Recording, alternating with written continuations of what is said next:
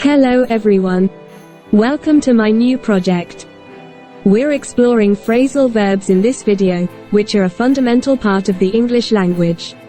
Phrasal verbs are a crucial part of everyday communication and are created by joining verbs with prepositions or adverbs. However, they often pose a challenge for learners due to their wide range of meanings and nuances. In this video, we'll go through several often misunderstood phrasal verbs and examine their usage and definitions. Our aim in this video is to bring clarity to this linguistic puzzle and empower you to use these expressions confidently and effectively. Let's embark on this educational journey together. Okay, let's begin. Confused phrasal verbs.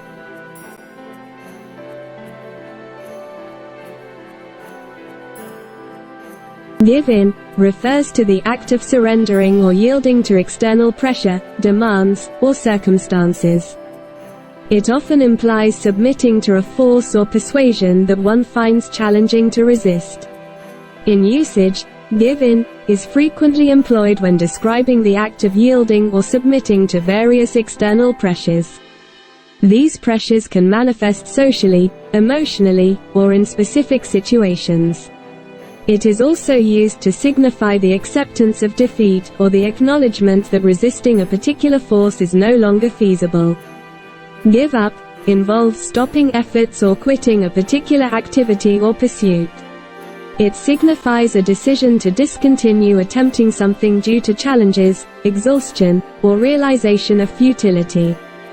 In usage, give up is used to express the decision to cease efforts, indicating a point where continued attempts are deemed impractical or unproductive.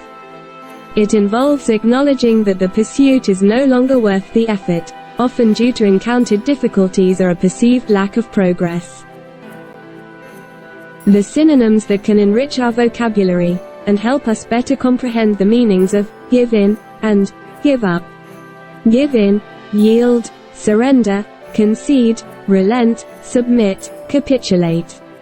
Give up, quit, surrender, abandon, renounce, resign, cease.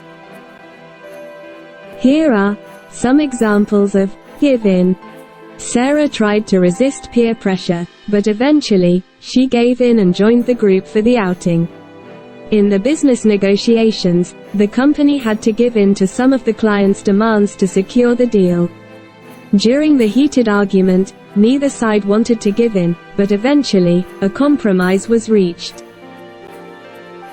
Here are some examples of give up. Despite facing numerous setbacks, Mark refused to give up on his dream of starting his own business. After several failed attempts, Susan decided to give up smoking for the sake of her health. The team encountered many obstacles, but they were determined not to give up until they reached the summit of the mountain. Let's see these phrasal verbs in context so we can understand how they are used. A resilient journey. Sophia's academic journey encapsulated a delicate dance between recognizing when to give in and when to give up. As a dedicated researcher exploring the mysteries of a rare celestial phenomenon, she embraced collaboration to navigate complex challenges. Faced with setbacks and skepticism, Sophia adamantly refused to give up on her astronomical quest, recalibrating her approach and seeking guidance. Her tenacity paid off as groundbreaking insights emerged, showcasing the intricate balance between knowing when to give in for collaboration and when to resolutely give up on surrendering dreams to cosmic challenges. In this cosmic odyssey, Sophia's story teaches us that success often hinges on the wisdom to give in to valuable support and the courage to give up only when the essence of one's dreams is compromised by cosmic challenges. Now, read the sentences below and fill in the blanks correctly. 1. Despite facing financial hardships, they decided not to blank on the dream of starting their own business. 2. In a healthy relationship, both partners must be willing to blank on certain matters for the sake of harmony. 3.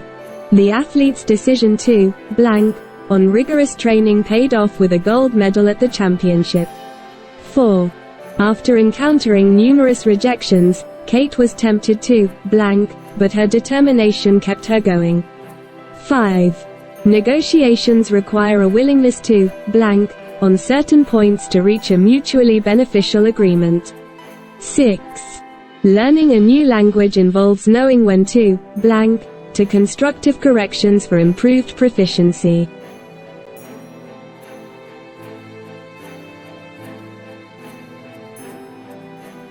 Okay, let's continue with the new set of phrasal verbs.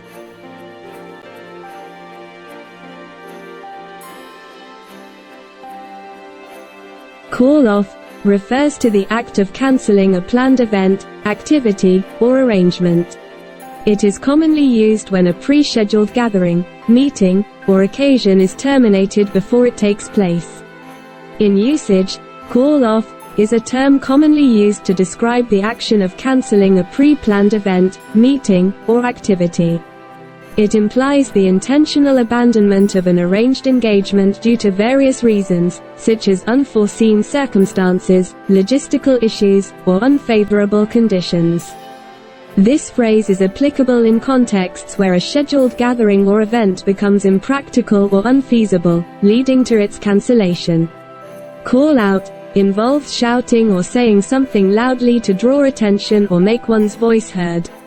It can be used in various contexts, from expressing disagreement to alerting someone.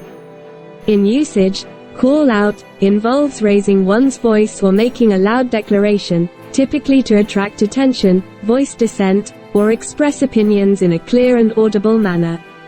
This expression is employed when there is a need to vocalize assertively, whether in emergency situations, public protests, or instances where being heard is crucial. Call out emphasizes the act of speaking loudly or shouting, drawing attention to a particular message or issue in various social or communicative settings. The synonyms that can enrich our vocabulary and help us better comprehend the meanings of call off and call out. Call off, cancel, abandon, terminate, halt, discontinue, rescind. Call out, shout, yell, proclaim, exclaim, declare, holler. Here are some examples of call off. They had to call off the soccer match due to heavy rain and the risk of players getting injured. The wedding was called off at the last minute because the bride fell ill. The concert was called off due to technical issues with the sound system. Here are some examples of call out.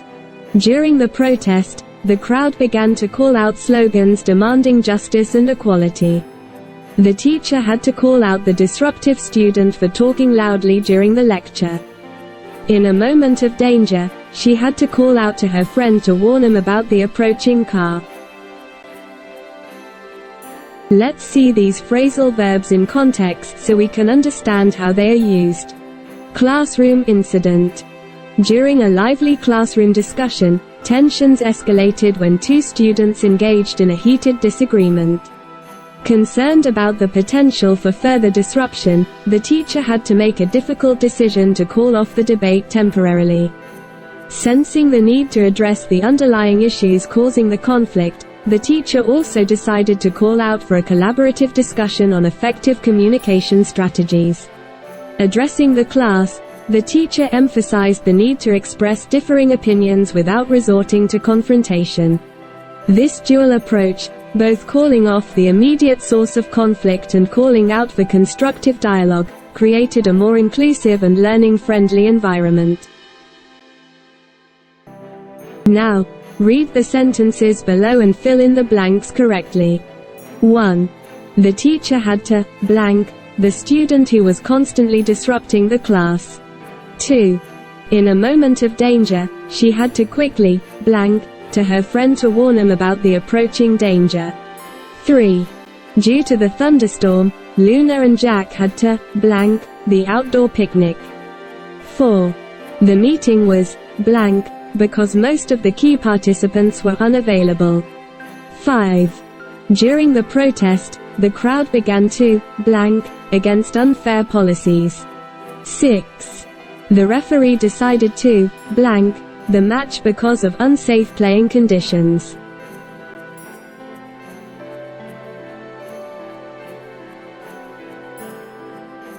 Final. Matching section. Here it is, the thrilling final. In this ultimate section, you'll be pairing up phrasal verbs. You're almost there. Let's make sure these phrasal verbs find the perfect partners. Call off, give in, give up, call out. Shout, abandon, terminate, yield, exclaim, renounce, cancel, submit.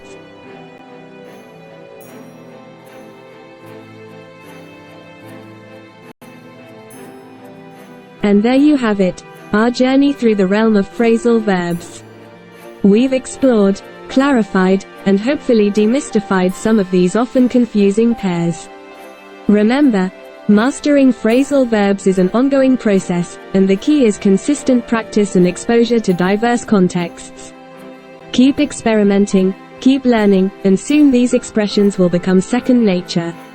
If you found this video helpful, don't forget to like, subscribe, and share it with fellow language enthusiasts. Let's continue enhancing our language skills and growing together. Thank you for joining me today. Until next time, happy learning.